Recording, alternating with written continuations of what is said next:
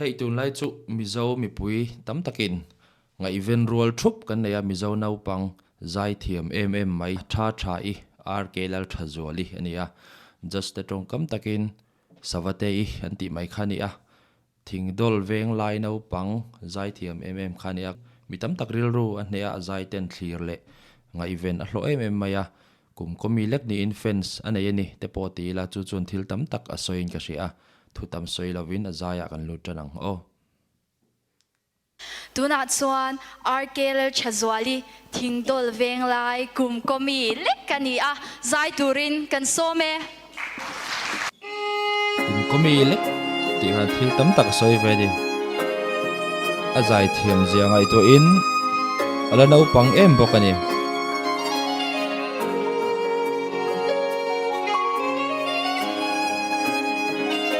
a music atang chon a hla sak tur ka hre thei mai lo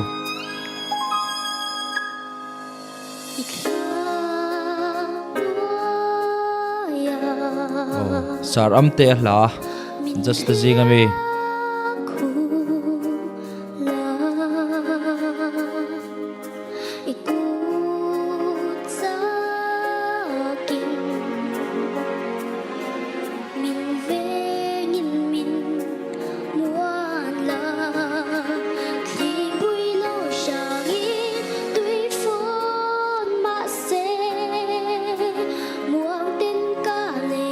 aron thlâwk delh mai action nen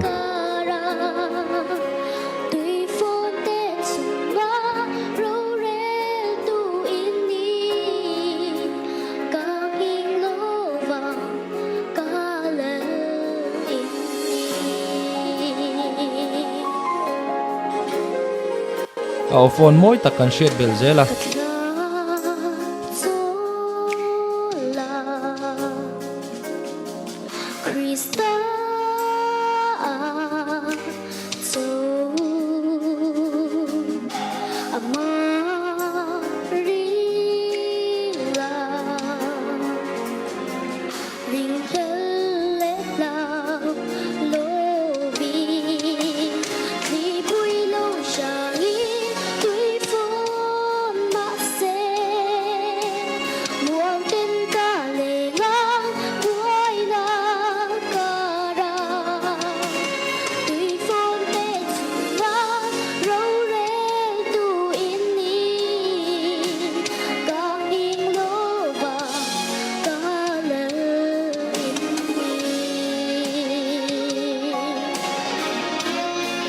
moi lutuk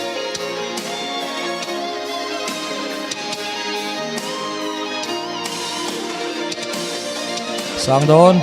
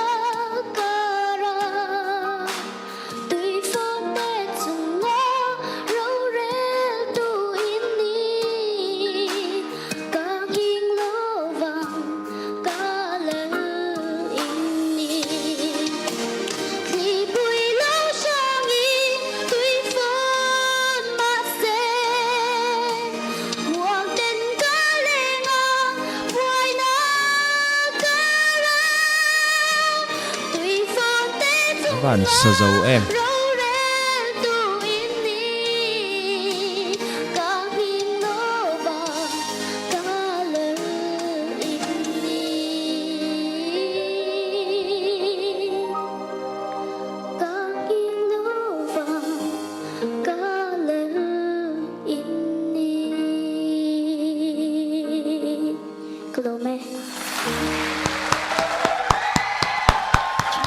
van moi vòng vòng em o atir audition round video an submit atang khanin tian a chho zong in ron kal zel ani voi thum a zai to ta a audition round a khanin ka chol to ang ti hla kha ron sa tin nuwa tuifin re ta mi wak vai ten top 20 aron sale a chumi aya tha ron vor le chon tu na kang hing lawang ti hla sar am te hla le lin le asak lar kha an ron savele ania ama versionin aron sa kan ti thainga ron thlok lu del del atin tumdanga kan hmu ngai lo angin action ne na ron ti ta ni muang ten ka lengang ti vela an ron thlok del dela ama address zong zong nen opek zong zong nen name phone rai mai khan an ron ti ania a performance shim apo khan ma son na kan mutela azai chu soilo zai lak lo lai ron chet ro in lo in soi del del te tiang khan in performance thazok min lo nu che thai zela hei tha he azai lai kan ngak thu pani kan ti to kha mi pui tam zok hian kan nga event thar hle maya a performance tha tak tak te wangin sang tak a thleng to a hei top 10 a thleng to a top 5 te top 3 te po ala om in arin oma chunga chon han thleng chho zel ta se pakhat na po han ni ta sela just te thutluk na trom pui fe hi chu kan tam karinga a om tiber te po kan om karinga a che solvi wani lo chon chu din mun chu a thlen ngei po han ring ta ila a tha nge tha I Savate-i ngai nom takin mu nom tel bokin min zai saka sang tak thlenga mi zo mi puite la tha tak tak min hlui tu lo ni tur po in du sakna kan hlan che ni audition round na chang che che du ngai reng reng lo ania